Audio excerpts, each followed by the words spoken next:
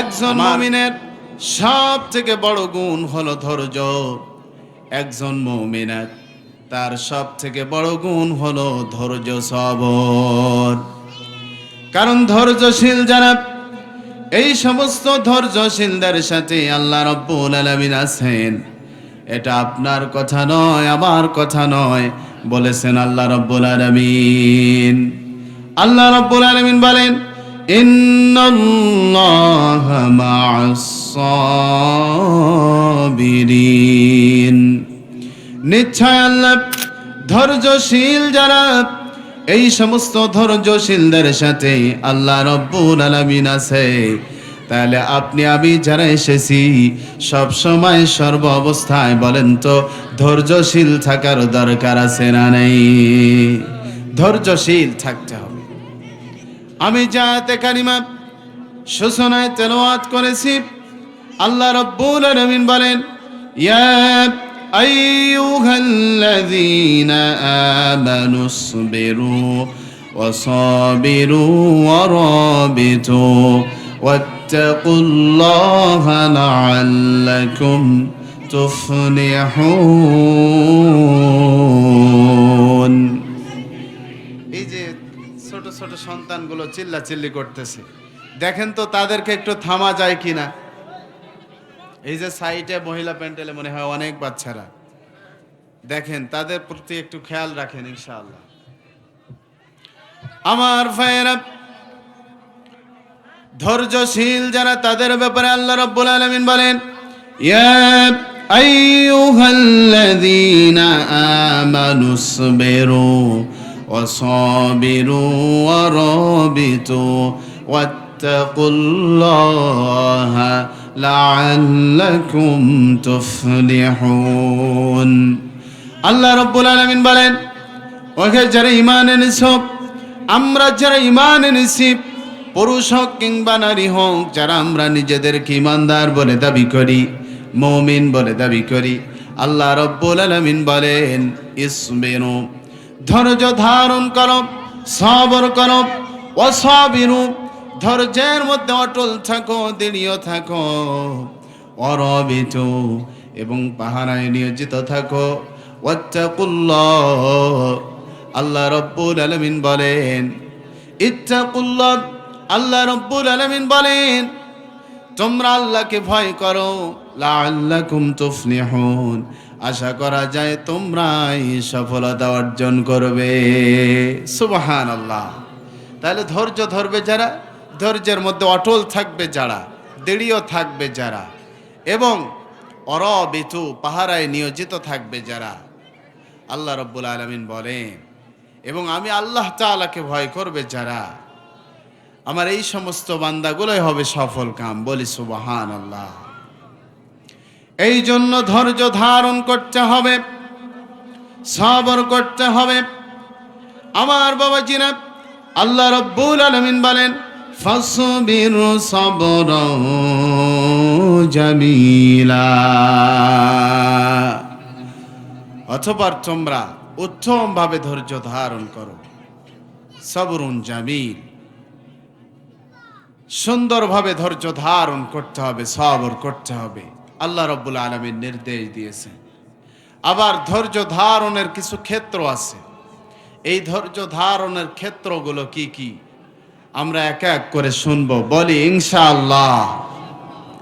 আমার ভাইয়েরা, ধৈর্য ধারণের এক নম্বর ক্ষেত্র হলো আল্লাহ রাব্বুল আলামিনের ইবাদতে ধৈর্য ধারণ করা। আল্লাহ রাব্বুল আলামিন বলেন, ফা'বুদুহু ওয়াসতাবির লিইবাদাতি। আল্লাহ রাব্বুল আলামিন বলেন, তোমরা তারও ইবাদত করো এবং তার ইবাদতে ধৈর্যশীল থাকো। তাহলে বলেন তো আমরা ইবাদত করব যার, তিনি কে? আল্লাহ রাব্বুল আলামিনের ইবাদত করব, এটা দুনিয়ার কেউ বলেন নাই। আল্লাহ রাব্বুল আলামিন আপনাকে আমাকে সৃষ্টি করেছেন, আর তিনি তার গোলামি করার জন্য নির্দেশ দিয়েছেন।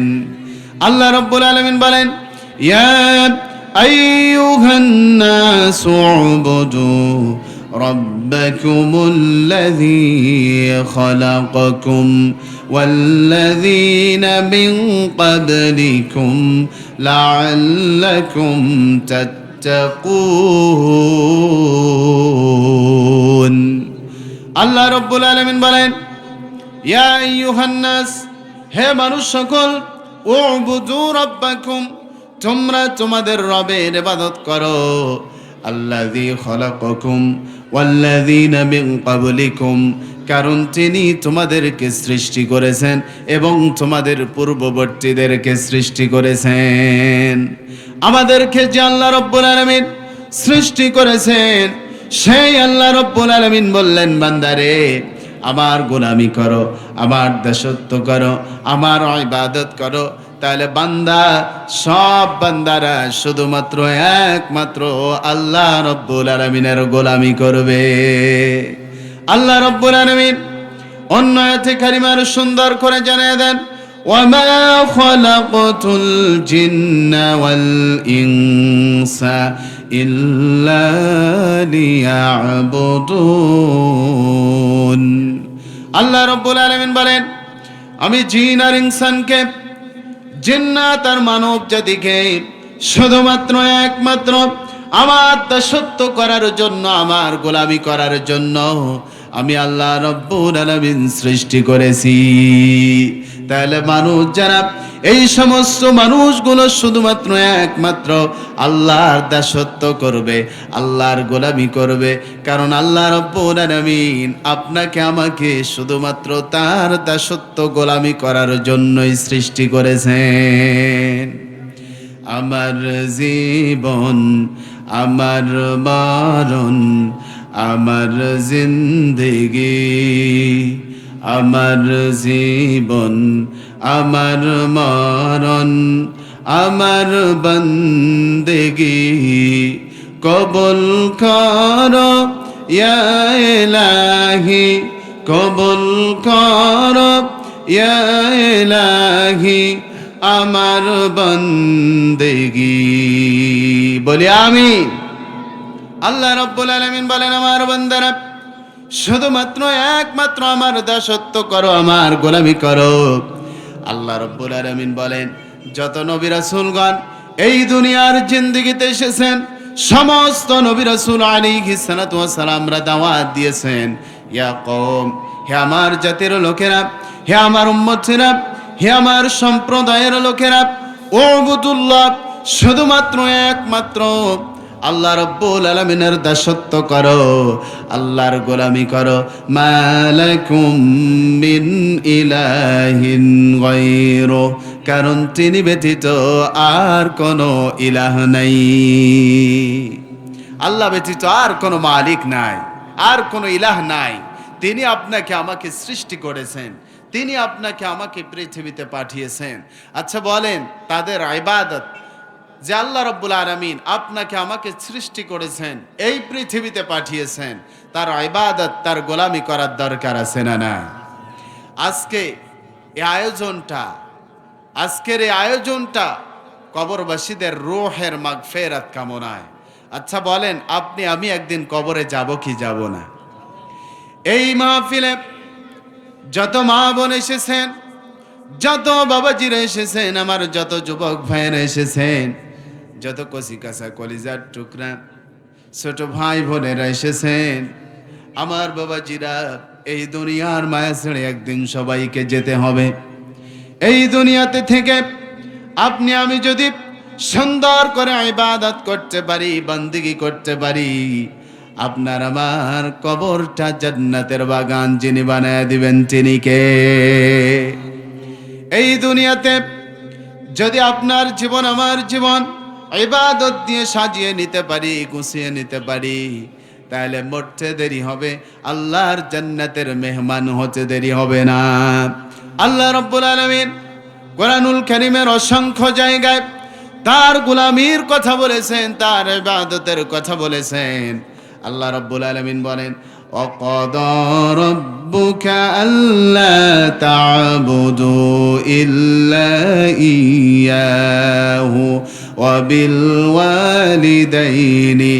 ইহসানা।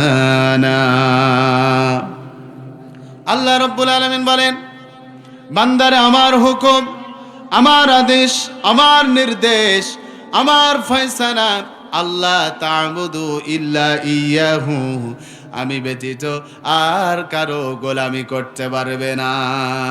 আল্লাহ ব্যতীত আর কারো গোলামি করার সুযোগ নাই, আল্লাহ ব্যতীত আর কারো ইবাদত করার সুযোগ নাই। কিন্তু কিছু ভণ্ড আমাদের সমাজে আছে, এই সমস্ত ভণ্ডরা, এই সমস্ত নালায়েকরা, এই সমস্ত নাফরমান ব্যক্তিরা এরা করে কি, অনেক পীরের দরবারে যে বাবার পায়ে সেজদা দেয়, আছে না নাই?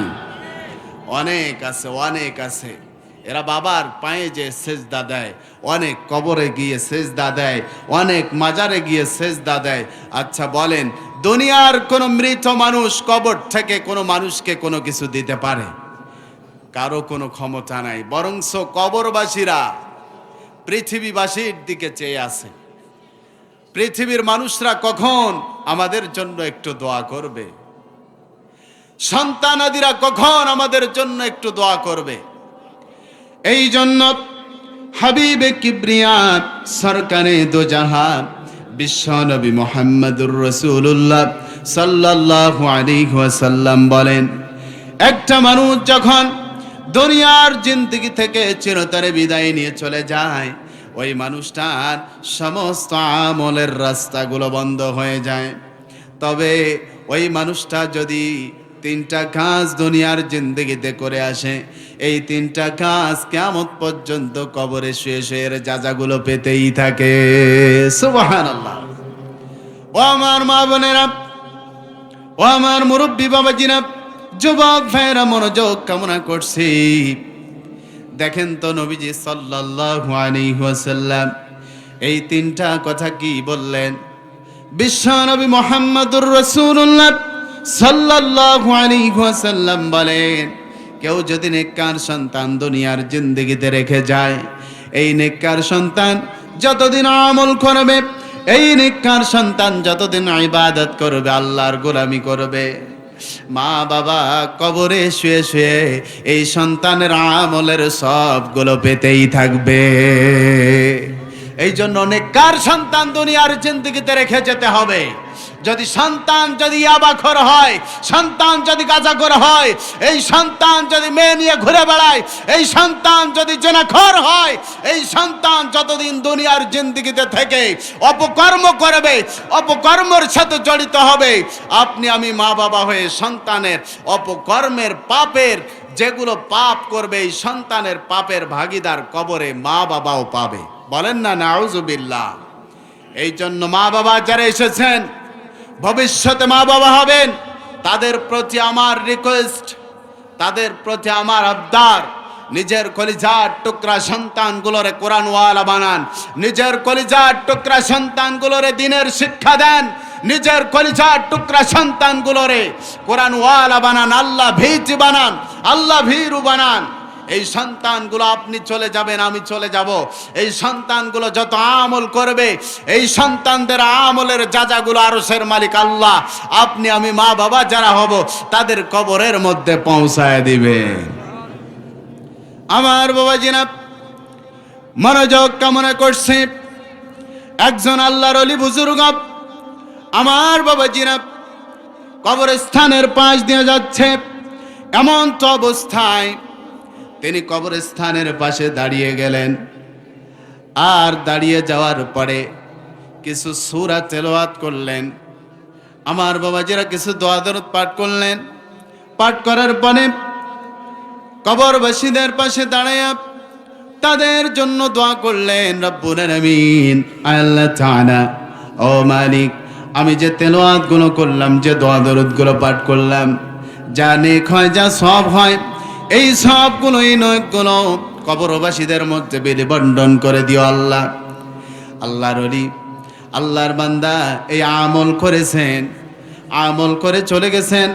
গভীর রাতে স্বপ্নের মধ্যে আল্লাহ রাব্বুল আলামিন তার গোলামকে দেখাচ্ছেন, বান্দারে, ও আমার বন্ধু, দুনিয়ার জিন্দেগিতে তুমি আমল করেছো, কবরবাসীদের রূহের মাগফিরাতের জন্য কবরবাসীদের পাশে দাঁড়ায়া আমার কিতাব কোরআনুল কারীম থেকে কিছু সূরা তেলাওয়াত করেছো, পাঠ করেছো, দোয়া দরুদ পাঠ করেছো, কবরবাসীর রূহের মাগফিরাতের জন্য দোয়া করেছো। আল্লাহর বান্দা, আল্লাহর ওলি স্বপ্নের মধ্যে দেখছেন দিনের বেলা কবরবাসীদের সামনে দাঁড়ায়া, কবরস্থানের পাশে দাঁড়ায়া যা আমলগুলো করেছেন, যে তেলাওয়াতগুলো করেছেন, আমার বাবাজিরা আল্লাহ রব্বুল আলামিন তার স্বপ্নের মাধ্যমে দেখাচ্ছেন। আল্লাহ রব্বুল আলামিন তার তেলাওয়াতের যে নেকগুলো দিয়েছেন, যে সবগুলো দিয়েছেন, এই নেকিগুলো, এই সবগুলো ফেরেশতারা প্যাকেটিং আকারে, প্যাকেটিং সিস্টেমে আমার বাবাজিরা কবরবাসীদের মধ্যে এক এক করে বিলি বন্টন করছেন। একজন করে কবরবাসী আসছে আর নেকিগুলো সবগুলো নিয়ে যাচ্ছে। আমার বাবাজিরা গভীর মনোযোগ কামনা করছে। ও আমার মা বোনেরা, গভীর মনোযোগ কামনা করছি গো মা। এক এক করে কবরবাসীরা আসছে আর সবগুলো নিয়ে যাচ্ছে। আমার বাবাজিরা আল্লাহর ওলি স্বপ্নের মধ্যে তাকায় দেখেন কবরের ভিতরে একজন মা, একজন মহিলা এমন আনন্দের সাথে আছে, এমন সুখে শান্তিতে আছে। এই সবগুলো নেওয়ার জন্য কবরবাসীরা তাড়াহুড়া ফেলে দিছে। আর ওই মা কবরের মধ্যে এমন ভাবে আছে, তার কোনো তাড়াহুড়া নাই, ব্যস্ততা নাই। এই আল্লাহর ওলি, এই বুজুর্গ স্বপ্নের মধ্যে আল্লাহ রব্বুল আলামিনকে প্রশ্ন করলেন। স্বপ্নের মধ্যে এই কবরের মহিলাকে প্রশ্ন করলেন, জিজ্ঞাসা করলেন, ও মা, ও মা, সব কবরবাসী নেকিগুলো নেওয়ার জন্য তাড়াহুড়া ফেলে দিছে, তুমি কেন নেকিগুলো নিতে যাও না? এই মা ডাক দিয়ে বলে, ও আল্লাহর ওলি, দুনিয়ার জিন্দেগিতে আমার একটা সন্তান আছে। এই সন্তান আমল করে, এই সন্তান নেকির কাজ করে, নেক আমল করে, আর আমি মা আমার জন্য আল্লাহর কাছে দোয়া করে। আমার সন্তানের দোয়া আল্লাহ রব্বুল আলামিন কবুল করেন, আর ওই যাজাগুলো আমি মা আমার কবরের মধ্যে পৌঁছায় দেন। আর আল্লাহ রব্বুল আলামিন আমার সন্তানের কারণে আমারে কবরের মধ্যে শান্তিতে রেখে দিয়েছেন। আমার বাবাজিরা এই কথা বলার পরে এই আল্লাহর ওলি স্বপ্নের মধ্যে আগায় আগায় ওই কবরবাসী মার কাছে চলে গেলেন। যাওয়ার পরে বলছেন, ও মা, কোন এলাকায় তোমার বাসা, কোন শহরে তোমার বাসা, কোন শহরে তোমার বাড়ি গো মা? কোন জায়গায় তোমার সন্তান থাকে, কোন জায়গায় থাকে? এই কথা বলার পরে আমার বাবাজিরা, এই কথা বলার পরে এই কবরের মহিলা ডাক দিয়ে বললেন, ও গো বুজুর্গ, ও আল্লাহর ওলি, আমার অমুক এলাকায় বাসা, অমুক গ্রামে আমার বাসা, আমার কলিজার টুকরা অমুক বাজারে দোকান করে। যখন কাস্টমার থাকে, কাস্টমারকে মাল দেয়, বেচা কেনা করে। আর যখন কাস্টমার থাকে না, আমার কলিজার টুকরা সন্তান আল্লাহর কোরআনের তেলাওয়াত করে, জিকির আজকার করে, তাসবিহ তাহলিল পাঠ করে। আমি মা আমার জন্য দোয়া করে। আল্লাহর ওলির ঘুম ভেঙে গেছে, আল্লাহর ওলি জাগ্রত হয়েছে। জাগ্রত হওয়ার পরে আল্লাহর ওলি তাহাজ্জুদের সালাত আদায় করেছে, ফজরের নামাজ আদায় করেছে। স্বপ্নের মধ্যে যে ঠিকানা পেল, এই ঠিকানা অনুযায়ী যাত্রা শুরু করে দিয়েছে, পদযাত্রা শুরু করে দিয়েছে। আমার বাবাজিরা এক পর্যায়ে অমুক এলাকায় চলে গেছে, অমুক বাজারে চলে গেছে। অমুক বাজারের দিকে যে লক্ষ্য করে দেখে, হ্যাঁ, অমুক বাজারের অমুক কর্নারে অমুক যুবকের একটা দোকান। আল্লাহর ওলি দূর থেকে তাকায় দেখছে, দূর থেকে তাকায় তাকায় দেখছে ওই যুবক বেচা বিক্রি করছে, বেচা কেনা করছে। এমন তো অবস্থায় ওই যুবক বেচা কেনা করছে, যখন কাস্টমার আসতেছে তাদেরকে বিদায় দিচ্ছে। যখন কাস্টমার নাই, এমন তো অবস্থায় যুবক আল্লাহর কোরআনের তেলাওয়াত করে, জিকির আজকার করে, তাসবিহ তাহলিল পাঠ করে। আমার বাবাজিরা এই পর্যায়ে আল্লাহর ওলি যুবকের কাছে চলে গেলেন। যাওয়ার পরে যুবককে ডাক দিয়ে বললেন, যুবক, তোমার নাম কি? অমুক। যুবক বলে, হ্যাঁ। যুবককে বলে, তোমার মা কি অমুক কবরস্থানে মাটি দেওয়া আছে নাকি, শায়িত আছে নাকি? যুবক বলে, হ্যাঁ। এই কথা বলার পরে এরপরে যুবককে আবার বলে, ও যুবক, তুমি কি নামাজ পড়ো, জিকির আজকার করো, তাসবিহ তাহলিল পাঠ করো নাকি? যুবক বলে হ্যাঁ। আমার বাবাজিরা এই কথা বলার পরে যুবককে বলেন, ও যুবক, তোমার মা ওই কবরের ভিতরে অনেক সুখে আছে, শান্তিতে আছে। যুবককে বুকে জড়ায় ধরেছেন, বলি সুবহানাল্লাহ। তাহলে এখান থেকে স্পষ্ট ভাবে বোঝা যায়, কলিজার টুকরা সন্তানরা যদি নেককার হয়, আমলদার হয়, নেককার হওয়ার কারণে, আমলদার হওয়ার কারণে মা বাবার কবরের আযাব আর রোষের মালিক আল্লাহ মাফ করে দেয়। এই জন্য নিজের সন্তানগুলোরে কোরআন ওয়ালা বানান, কোরআনের শিক্ষা দেন। নবীজি সাল্লাল্লাহু আলাইহি ওয়াসাল্লাম বলেন, কোন ব্যক্তি যদি তিনটা কাজ করে যদি দুনিয়ার জিন্দেগি থেকে চিরতরে বিদায় নিয়ে চলে যায়, তাহলে কিয়ামত পর্যন্ত কবরে শুয়ে শুয়ে যাজাগুলো পেতেই থাকবে। এক জারিয়া, এমন জায়গা দান করে গেছে, সদকা করে গেছে, যতদিন পর্যন্ত এই দান সদকা মানুষ ব্যবহার করবে, ওই দান দ্বারা সদকা দ্বারা মানুষ যতদিন পর্যন্ত উপকৃত হবে, আল্লাহ রাব্বুল আলামিন ততদিন পর্যন্ত ওই কবরবাসীর মধ্যে সব পৌঁছাইতেই থাকবেন, বলি সুবহানাল্লাহ। এরপরে আল্লাহ রাব্বুল আলামিন নবীজি সাল্লাল্লাহু আলাইহি ওয়াসাল্লামের মাধ্যমে বলেন, 3 নাম্বার হলো উপকারী ইলম। এই উপকারী ইলম যারা রেখে যাবে, এই উপকারী ইলম দ্বারা কিয়ামত পর্যন্ত কবরে শুয়ে শুয়ে সব পেতেই থাকবে। আমার বাবাজিরা মনোযোগ কামনা করছে, এই জন্য কবরবাসীদের রূহের মাগফিরাত কামনায় আজকের আলোচনা সভা, দোয়া মাহফিল, তাফসীর মাহফিল। আমার বাবাজিরা, আমরা যারা আজকে কোরআন শুনতে আসলাম, নিজেদেরকে ইবাদত করতে হবে, আর ইবাদতে ধৈর্যশীল থাকতে হবে। বলেন তো, ধৈর্যশীল থাকার জন্য নির্দেশ দিয়েছেন যিনি, তিনি কে? আল্লাহ রাব্বুল আলামিন নিজেই বলছেন, ফা'বুদহু ওয়াসতাবির লিইবাদাতি। তোমরা তারও ইবাদত করো এবং তার ইবাদতে ধৈর্যশীল থাকো। তাহলে বলেন, আমরা নামাজে যখন দাঁড়াবো, নামাজে দাঁড়িয়ে তাড়াহুড়া করলে কি নামাজ হবে? কি সকলে বলেন হবে? নামাজ আদায় করতে হবে ধৈর্য সহকারে।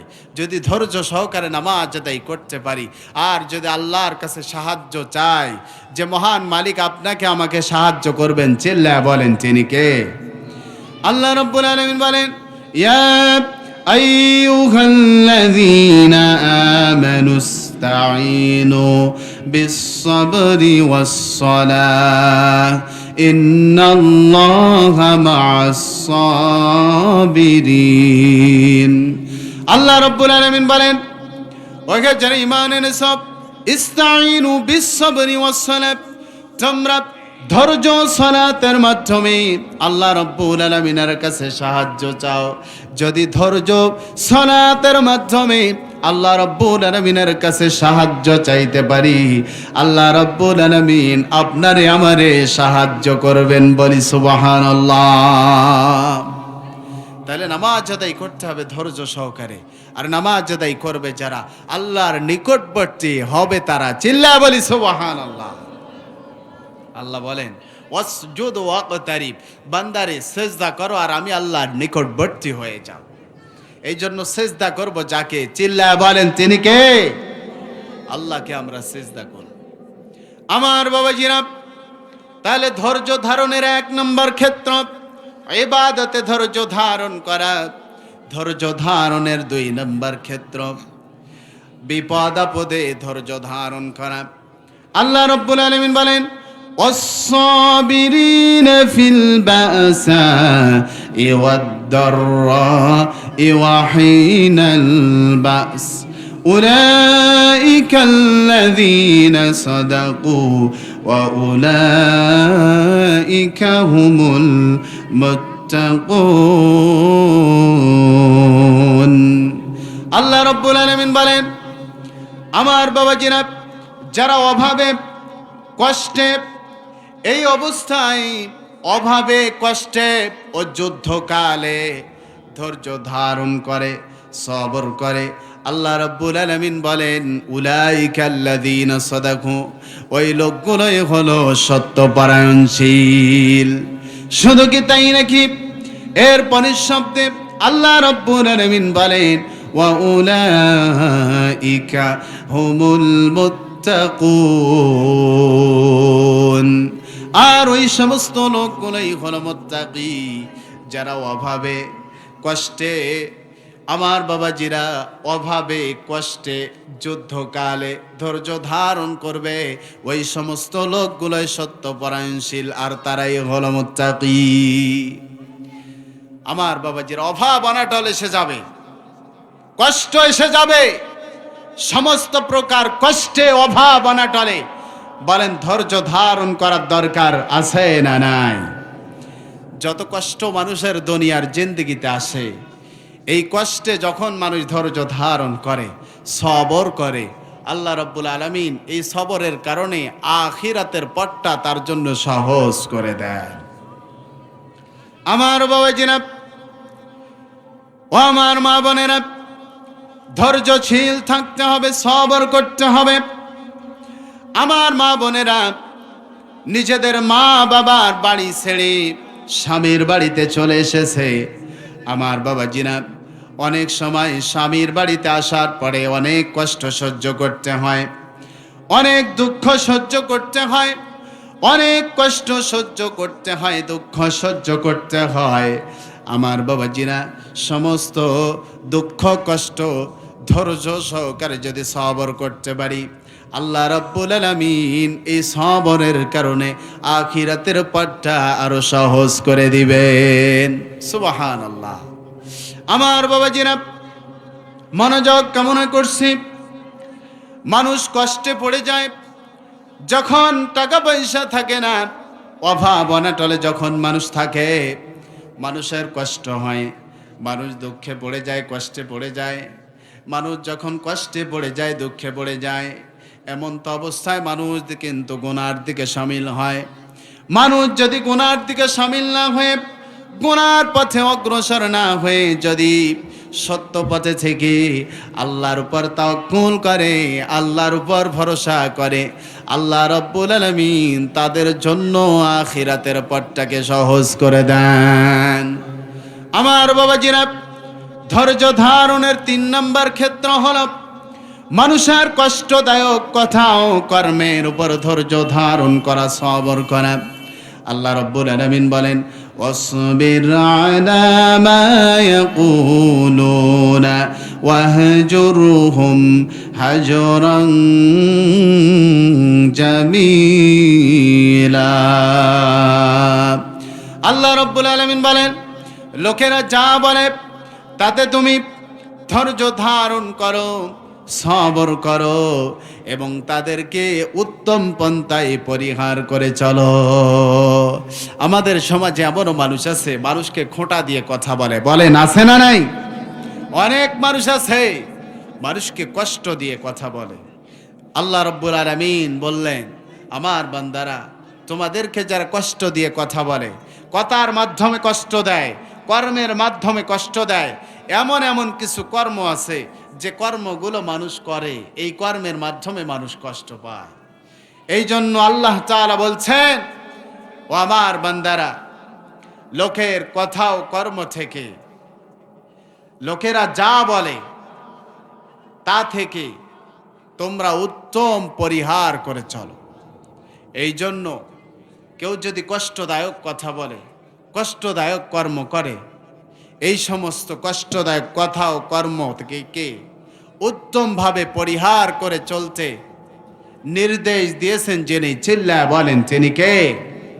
আমার বাবাজিরা এই জন্য আল্লাহর পথে চলতে গেলে একটু কষ্ট হবে, কারণ নবীজি সাল্লাল্লাহু আলাইহি ওয়াসাল্লাম বলেন আদ-দুনিয়া সিজনুল মুমিনি ওয়া জান্নাতুল কাফির। এই দুনিয়াটা মুমিনদের জন্য কয়েদখানা, এই দুনিয়াটা মুমিনদের জন্য জেলখানা, এই দুনিয়াটা মুমিনদের জন্য কষ্টের জায়গা, আর কাফের যারা তাদের জন্য এই দুনিয়াটা হলো জান্নাত। তাহলে মুমিন যারা, ইমানদার যারা, তাদের জন্য দুনিয়াটা কষ্টের জায়গা। মুমিনরা দুনিয়াতে কষ্ট করবে আর আখিরাতে আল্লাহর জান্নাতে প্রবেশ করে শান্তি উপভোগ করবে। বলি সুবহানাল্লাহ। আমার বাবাজিরা মনোযোগ কামনা করছি। ধৈর্য ধারণের 4 নম্বর ক্ষেত্র হলো বিপদ আপদে ধৈর্য ধারণ করা। অর্থাৎ দাওয়াতি কাজ করতে গেলে যে বিপদ আপদ আসবে, আমার বাবাজিরা এই দাওয়াতি কাজে ধৈর্য ধারণ করা, সবর করা। আমার বাবাজিরা হযরত লোকমান আলাইহিস সালাতু ওয়াস সালাম, তিনি আল্লাহ তাআলার এমন একজন বান্দা ছিল। এই লোকমান আলাইহিস সালাতু ওয়াস সালাম দেখতে খুব একটা সুন্দর ছিল না, কালো বর্ণের মানুষ ছিল, খুব একটা লম্বা ছিল না, খাটো মানুষ ছিল। আমার বাবাজিরা এই লোকমান আলাইহিস সালাতু ওয়াস সালামের মাথার চুলগুলো ছিল উস্কো খুস্কো। এই লোকমান আলাইহিস সালাতু ওয়াস সালাম ইবাদত করতেন, বন্দেগী করতেন আল্লাহর ইবাদত করে বন্দেগী করে আল্লাহ রাব্বুল আলামিন এই কালো মানুষটা, কুচ্ছিত মানুষটার প্রতি এত খুশি হয়ে গেলেন, এত রাজি হয়ে গেলেন। আল্লাহ রাব্বুল আলামিন হযরত লোকমান আলাইহিস সালাতু ওয়াস সালামকে বললেন, লোকমান, তোমার জন্য 2টা অপশন। একটা হলো নবুয়তি, অর্থাৎ তুমি যদি চাও নবী হতে পারবে। দ্বিতীয়ত হলো হিকমত, তুমি যদি চাও হিকমত গ্রহণ করতে পারবে। হযরত লোকমান আলাইহিস সালাতু ওয়াস সালাম আল্লাহর কাছে হিকমত চেয়ে নিলেন। আমার বাবাজিরা এই লোকমান আলাইহিস সালাতু ওয়াস সালাম তার কলিজার টুকরা সন্তানকে কিছু নসিহত করেছিলেন। এই লোকমান আলাইহিস সালাতু ওয়াস সালামের নসিহতগুলো আল্লাহ রাব্বুল আলামিনের কাছে এত বেশি প্রিয় হয়েছে, এত বেশি পছন্দ হয়েছে। আল্লাহ রাব্বুল আলামিন কিয়ামত পর্যন্ত যত মানুষ আসবে সমস্ত মানুষের জন্য এই নসিহতগুলো কোরআনুল কারীমের মধ্যে রেকর্ড করে দিয়েছেন। আল্লাহ রাব্বুল আলামিন বলেন, হযরত লোকমান আলাইহিস সালাতু ওয়াস সালাম তার কলিজার টুকরা সন্তানকে যে নসিহতগুলো করেছিলেন, সেই নসিহতগুলো কোরআনুল কারীমের মধ্যে আল্লাহ রাব্বুল আলামিন বলেছেন, ইয়া বুনাইয়া আকিমিস সালাতা ওয়া আমুর বিল মা'রুফি ওয়ানহা আনিল মুনকার ওয়াসবির আলা মা আসাবাক ইন্না যালিকা মিন আযমিল উমুর। আল্লাহ রাব্বুল আলামিন বলেন, হযরত লোকমান আলাইহিস সালাতু ওয়াস সালাম তার কলিজার টুকরা সন্তানকে বললেন, ইয়া বুনাইয়া, হে আমার কলিজার টুকরা সন্তান, হে আমার প্রিয় বৎস, হে আমার কলিজার টুকরা ছেলে, আকিমিস সালাহ, নামাজ কায়েম করো, নামাজ প্রতিষ্ঠা করো। তাহলে বলেন তো শুনি, নিজের সন্তানগুলোরে নামাজ আদায়ের জন্য আদেশ করার দরকার আছে না নাই? নিজের সন্তানগুলোরে নামাজি বানাতে হবে। হযরত লোকমান আলাইহিস সালাতু ওয়াস সালাম নিজের সন্তানকে নামাজ আদায়ের জন্য নির্দেশ দিলেন। এরপর ওয়া'মুর বিল মা'রুফ ওয়ানহা আনিল মুনকার, সৎ কাজের আদেশ দেওয়ার জন্য নির্দেশ দিলেন এবং অসৎ কাজে বাধা প্রদান করার জন্য নির্দেশ দিলেন।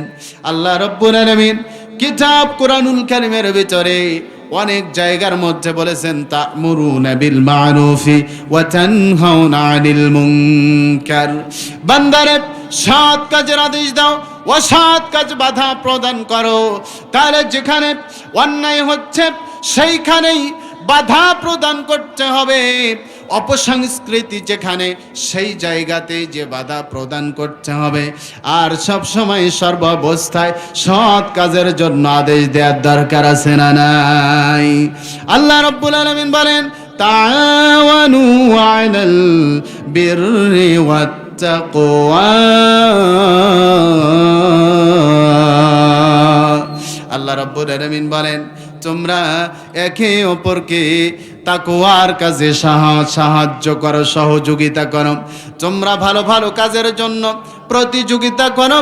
আমার বাবাজিরা, তাকওয়ার কাজে, ভালো কাজে প্রতিযোগিতা করতে হবে এবং একে অপরকে সাহায্য করতে হবে, এর নির্দেশ দিয়েছেন আল্লাহ রাব্বুল আলামিন। তাহলে তাকওয়ার কাজ করতে গেলে, ভালো কাজ করতে গেলে এক শ্রেণীর মানুষ আছে, তারা বিরুদ্ধাচরণ করবে, বিপক্ষে দাঁড়িয়ে যাবে, আপনি ভালো কাজ করতে পারবেন না। যখন অন্যায় কাজের বাধা দিতে যাবেন, তখন কিছু শত্রু আপনার পক্ষে দাঁড়িয়ে যাবে। হাবিবে কিবরিয়া সরকারে দো জাহা বিশ্ব নবী মুহাম্মদুর রাসূলুল্লাহ সাল্লাল্লাহু আলাইহি ওয়াসাল্লামকে আল্লাহ রাব্বুল আলামিন বলেন, ইয়া আইয়ুহার রাসূল বাল্লিগ মা উনজিলা ইলাইকা মির রাব্বিক ওয়া ইল্লাম তাফআল ফামা বাল্লাগতা রিসালাতা ওয়াল্লাহু ইয়াসিমুকা মিনান নাস। আল্লাহ রাব্বুল আলামিন বলেন, ইয়া আইয়ুহার রাসূল, হে আমার রাসূল, বাল্লিগ মা উনজিলা ইলাইকা মির রাব্বিক, তোমার রবের পক্ষ থেকে যা তোমার উপর নাজিল করা হয়েছে, অবতীর্ণ করা হয়েছে, তা তুমি মানুষের কাছে প্রচার করে দাও। তাহলে রবের পক্ষ থেকে রাসূলের উপর নাজিল করা হয়েছে, অবতীর্ণ করা হয়েছে কোরআন। আল্লাহ রাব্বুল আলামিন তার কিতাব কোরআনুল কারীম বিশ্ববাসীর কাছে নাজিল করেছেন। এই জন্য আল্লাহ রাব্বুল আলামিন তার হাবিবকে বলছেন, হে রাসূল, তোমার রবের পক্ষ থেকে যা তোমার উপর অবতীর্ণ করা হয়েছে, নাজিল করা হয়েছে, তা তুমি মানুষের কাছে পৌঁছায় দাও, মানুষের কাছে প্রসার করো। ওয়া ইল্লাম তাফআল ফামা বাল্লাগতা রিসালাতা, তুমি যদি এটা না করো, তুমি যদি মানুষের কাছে পৌঁছায় না দাও, প্রসার না করো, তাহলে তুমি রাসূল রিসালাতের দায়িত্বই পালন করো নাই। কত বড় কথা বলেছি, চিন্তা করা যায়। আল্লাহ রাব্বুল আলামিন এরপরে বলছেন, আল্লাহু ইয়াসিমুকা মিনান নাস। আর যখন তুমি এই কাজ করতে যাবে, এক শ্রেণীর মানুষ আছে তোমার শত্রুতে পরিণত হয়ে যাবে।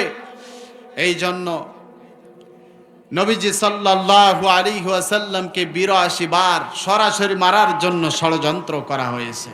তাহলে এখান থেকে স্পষ্টভাবে আমরা প্রতীয়মান হই, এখান থেকে স্পষ্টভাবে আমরা জানতে পারি, কোরআন প্রচার করে যারা, কোরআনের দাওয়াত দেয় যারা, এ জাতির শ্রেষ্ঠ সন্তান নায়েবে রাসূল, যারা কোরআন প্রতিষ্ঠিত করতে চায়, এই সমস্ত কোরআন ওয়ালাদেরও শত্রু আছে না নাই? কোরআন ওয়ালাদের পিছনেও শত্রু আছে। যেমন কোরআনের পাখি আল্লামা সাঈদী রহমাতুল্লাহি আলাইহি, যাকে 14টা বছর 13টা বছর জেলখানার ভিতরে বন্দি রেখে হাজারো নির্যাতন জুলুম করার পরে চিকিৎসা করার নামে জেলখানা থেকে বের করে নিয়ে এসে ইনজেকশন পুশ করে হত্যা করা হয়েছে।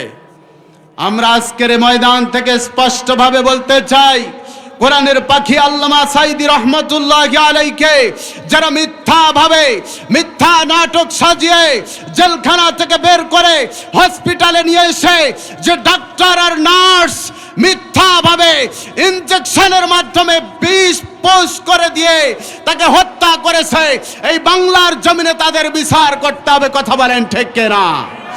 আমরা তাদের বিচার চাই। আমার বাবাজিরা, প্রত্যেকটা অন্যায়ের বিচার এই বাংলার জমিনে করতে হবে। কথা বলেন ঠিক কিনা? আমার বাবাজিরা, আমরা কখনো অন্যায়কে সাপোর্ট করব না এবং অন্যায় আগামীতে কেউ করতে চাইলে করতেও দিব না। কথা বলেন ঠিক কিনা? আমার বাবাজিরা, এই কোরআনে তাই স্পষ্টভাবে বারবার বলা হচ্ছে যে আমার বান্দারা, তোমরা সৎ কাজের আদেশ দাও, অসৎ কাজে বাধা প্রদান করো। তাহলে সৎ কাজের আদেশ দেওয়ার দরকার বলেন আছে না নাই? আল্লাহ রাব্বুল আলামিন বলেন,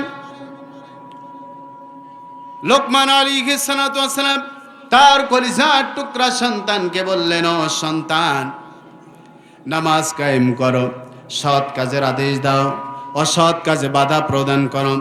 অসবির আলা মা সাবাক, আর বিপদ আপদে মুসিবতে ধৈর্য ধারণ করো, সবর করো। তাহলে বলেন তো শুনি, বিপদ আপদে ধৈর্য ধারণ করার দরকার আছে না নাই?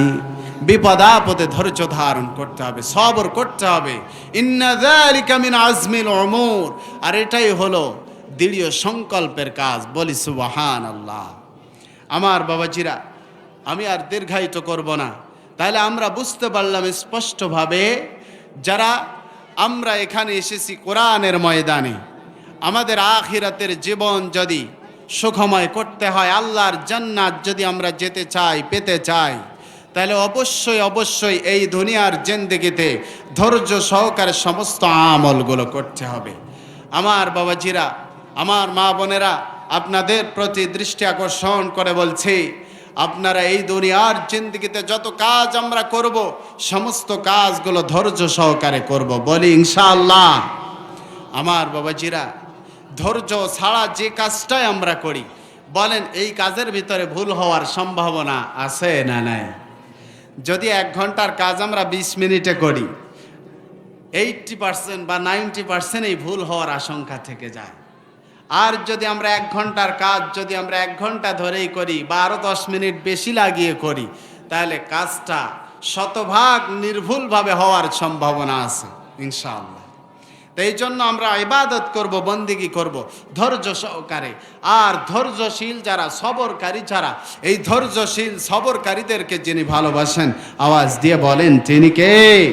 আল্লাহ বলছেন ইন্নাল্লাহা মা'আস সাবিরিন, নিশ্চয় আল্লাহ ধৈর্যশীল যারা, সবরকারী যারা, এই সমস্ত ধৈর্যশীল সবরকারীদেরকে আল্লাহ তাআলা ভালোবাসেন। বলি সুবহানাল্লাহ।